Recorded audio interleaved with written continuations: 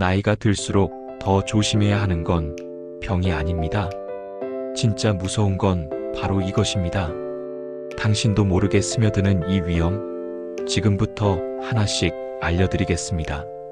인생의 후반기를 준비하고 계신 여러분, 좋아요와 구독, 알림 설정 부탁드립니다. 당신의 현재가 당신의 노후의 편안한 삶이 되는 그날까지 함께 생각하고 고민하겠습니다. 오늘은 나이가 들수록 반드시 조심해야 할 것들에 대해서 말씀드리겠습니다. 주변 어르신들을 통해 절실히 느낀 이야기입니다. 그리고 이 이야기는 단순히 의학적 정보나 상식이 아니라 불교적인 관점에서 바라본 삶의 지혜와도 맞닿아 있습니다. 나이 들면 피할 수 없는 자연의 섭리이지만 그 안에서 어떻게 살아가느냐는 전적으로 우리의 마음가짐에 달려 있습니다. 첫 번째, 마음의 병, 침묵 속에서 시작됩니다. 몸이 아픈 건 남들도 알아줍니다. 하지만 마음이 아픈 건 말하지 않으면 아무도 모릅니다. 나이가 들면서 가장 먼저 찾아오는 변화는 외로움입니다. 불교에서는 마음이 곧 세상이라고 합니다. 내 마음이 평화로우면 세상도 고요하고 내 마음이 불안하면 세상도 혼란스럽게 느껴집니다. 어느 순간 친구들과의 연락이 뜸해지고 직장에서의 역할이 줄어들며 점점 외로움이 마음을 잠식해가는 걸 느낄 겁니다. 그때마다 자주 혼자 앉아 명상을 해보세요. 들숨과 날숨을 가만히 지켜보며 내 안에 있는 작은 아픔들을 바라보세요. 그 과정에서 중요한 것을 깨닫게 됩니다. 아프다고 말할 수 있는 용기, 그리고 말하지 않아도 알아주는 사람이 곁에 있다는 것. 그 두 가지가 우리 삶에서 얼마나 소중한지요. 두 번째, 관계는 깨지지 않고 사라집니다. 관계는 갑자기 무너지는 게 아닙니다. 그냥 어느 날부터 조금씩 연락이 줄고 만나지 않게 되고 그렇게 잊히는 겁니다. 하지만 그 과정은 매우 조용하게 진행되기 때문에 본인은 잘 인식하지 못합니다. 불교에서는 무상이라는 개념을 중요하게 여깁니다. 모든 것은 변하고 언젠가는 사라진다는 것이죠. 하지만 그 무상을 미리 안다고 해서 슬퍼할 필요는 없습니다. 오히려 매 순간을 소중하게 살아야 할 이유가 됩니다. 일주일에 한 번 내 마음속에 떠오르는 사람에게 먼저 연락을 해보세요. 전화 한 통, 안부 문자 하나가 관계를 지켜주는 작은 불씨가 됩니다. 나이가 들어 외롭다 느끼기 전에 그 관계의 불씨를 먼저 살펴보셔야 합니다.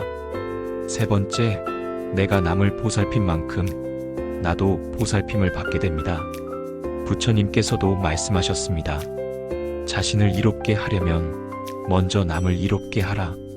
나이가 들수록 점점 받는 삶에 익숙해지기 쉽습니다. 자녀에게, 사회에게, 타인에게 도움받는 일들이 많아지죠. 하지만 반대로 내가 남에게 주는 삶을 이어갈 수 있다면 그 마음이 나를 더욱 건강하게 만들어줍니다. 작은 것부터 시작해보세요. 가까운 경로당에서 말벗이 되어드리거나 혼자 계신 어르신들에게 따뜻한 국 한 그릇을 챙겨드리는 일. 그렇게 누군가의 안부를 챙기면 우리의 마음도 점점 더 건강해짐을 느낄 겁니다. 주는 마음, 그 안에는 부처님의 자비가 깃들어 있습니다. 네 번째, 몸보다 습관이 먼저 늙습니다. 사람들은 보통 나이가 들면 관절이 아프다, 눈이 침침하다, 잠이 줄어든다 말씀하십니다. 맞습니다. 하지만 사실 가장 먼저 늙는 건 습관입니다. 똑같은 길만 걷고 똑같은 생각만 하고 똑같은 사람만 만나고 그렇게 굳어버린 삶의 방식은 결국 우리를 정체시킵니다. 불교에서는 늘 깨어있으라 가르칩니다. 지금 여기에 집중하라는 것이죠. 매일 아침 하루에 단 10분이라도 새로운 것을 시도해보세요. 안 가본 골목을 걸어본다든지 읽지 않았던 책의 한 페이지를 넘겨보는 것. 그것만으로도 내 마음이 살아있음을 느낄 수 있습니다. 5번째, 내려놓음은 포기와 다릅니다. 가장 많은 분들이 힘들어하시는 부분이 이겁니다. 예전엔 내가 할 수 있었던 것들이 이제는 누군가의 도움이 없으면 어렵게 됩니다. 물건을 들고 계단을 오르고 머리를 감는 일까지도요. 하지만 그것을 자존심의 문제로 받아들이게 되면 마음에 병이 듭니다. 불교에서 말하는 무아의 개념은 나는 고정된 존재가 아니다는 뜻입니다. 지금의 나는 예전의 내가 아닙니다. 그리고 그건 부끄러운 일이 아니라 자연스러운 흐름입니다.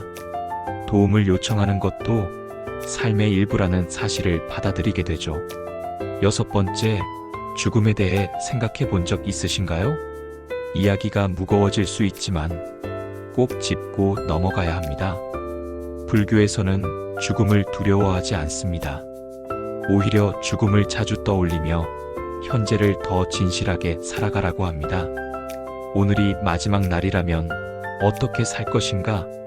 그 질문 앞에 서면 사소한 일에 화내지 않게 됩니다. 그리고 지금 곁에 있는 사람들에게 더 따뜻하게 대할 수 있습니다.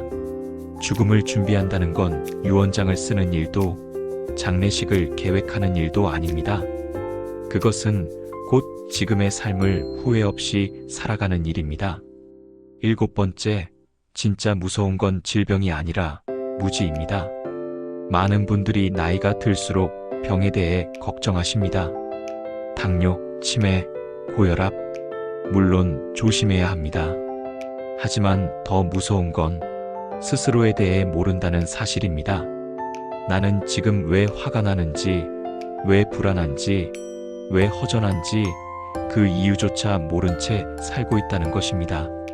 매일 스스로에게 질문을 해보세요. 오늘 나는 무슨 마음으로 살았는가? 이 질문을 던지며 하루를 돌아보면 그 하루가 조금 더 선명해집니다. 그리고 삶의 방향도 점점 명확해집니다. 결국 건강은 몸이 아니라 마음에서 비롯된다는 걸 느끼게 됩니다. 지금까지의 이야기를 정리하자면 나이 들수록 우리가 조심해야 할 것은 병도, 돈도, 외모도 아닙니다. 바로 우리 마음의 자세, 관계의 온도, 삶을 바라보는 시선입니다. 부처님의 가르침처럼 매 순간 깨어있고 자비로운 마음으로 자신과 타인을 대하며 살아간다면 우리는 인생의 후반기 또한 충분히 따뜻하고 의미 있게 살아갈 수 있습니다.